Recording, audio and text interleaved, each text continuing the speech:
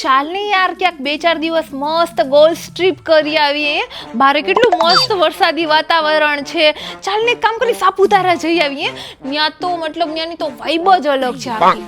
જૂનાગઢ ના જૂનાગઢ તો 2-3 વાર જઈ આવી છું અને ત્યાં બી બહુ ભીડ હોય છે યાર, મજા નહીં આવે. કચ્છ તો આમ શિયાળામાં મજા આવે ને.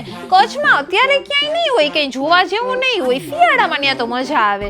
એક કામ કરીએ આપણે છે ને સાપુતારા જ ફાઇનલ રાખીએ, મજા આવશે. ઈશા તું જરાય ચિંતા કરમાં, તારા પેરેન્ટ્સને મનાવવાની જવાબદારી મારી. તું એકદમ બિંદાસ થઈને બેકપેક કરવાનું શરૂ કરી દે, આપણે મોજ કરશું. સ્વાતિ યાર તું તારા ફેમિલી જોડે પછી ક્યારેક જઈ આવજો ને ટ્રીપમાં. અત્યારે આપણે ગર્લ્સ ટ્રીપ પ્લાન કરીએ છીએ ને તો પછી આપણે પાછા ક્યારે ભેગા થાશું ને ક્યારે બારે જાશું આવી રીતના. તો તું આ વખતે આવ ને યાર, ફાઇનલ ને. ચાલો વાંધો નહીં, ચાલ હું હવે મારી બધી પેકિંગ ને હું શરૂ કરી દઉં. શેની પેકિંગ કરવાની વાત હાલે છે બેટા? અરે મમ્મી અમે લોકો ગર્લ્સ ટ્રીપમાં જઈએ છીએ બધા. ક્યાં અને કોને પૂછ્યું તે? સાપુતારા જઈએ છીએ મમ્મી. અને સન્ડે ના તો પપ્પા ઘરે છે નહીં, 3-4 દિવસ સુધી આવવાના નથી. અને તું તો મને ક્યાંય જવાની ના પાડીશ ને, કેમ કે તું તો હર વખતે એમ જ કહેશ કે પપ્પાને પૂછીને જશે. તો પપ્પા તો છે નહીં અને તું ના પાડીશ નહીં. કોને કીધું તાર પપ્પા ઘરે નથી? ઓહો ના તાર પપ્પા ઘરે જ છે. જ્યાં જવું ને તાર પપ્પાને પૂછીને જજે, બાકી મારી તો કાંઈ ના નથી.